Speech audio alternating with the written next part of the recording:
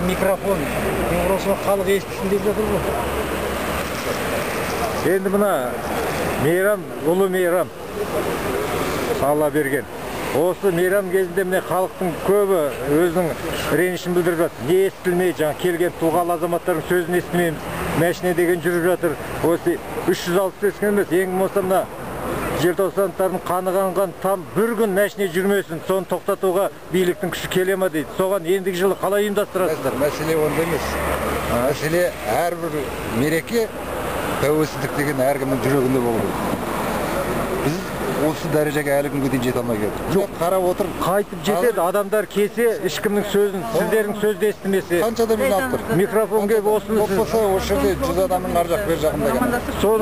Осы адамдардың өзін біз жинай алмаймыз. Кішкентай кездеріңізді білемін. Енді бұл күн елдің наразылығын айтатын күн емес. Кеше ғана желтоқсандықтардың үндеуі жарияланды. Жыл сайын желтоқсан күні біз елдің бір наразылығын айтатын, жылайтын, сықтайтын күнге айналдырып отырмыз. Бұл мереке күні болу керек. Бұл тағзым ететін күн. Үндемей келіп, гүл шоқтарын қойып, әркім өзінің мереке жасында, одан артық не бар?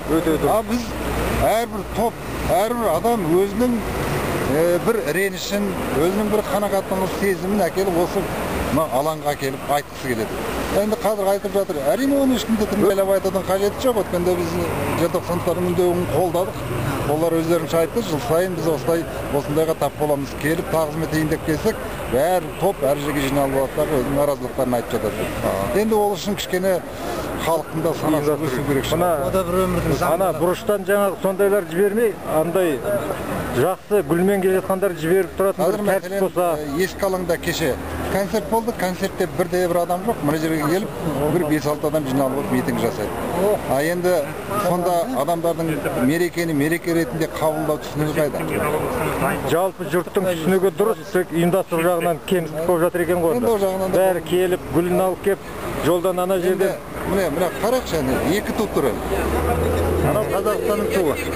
Бұл ескі форматтағы ту.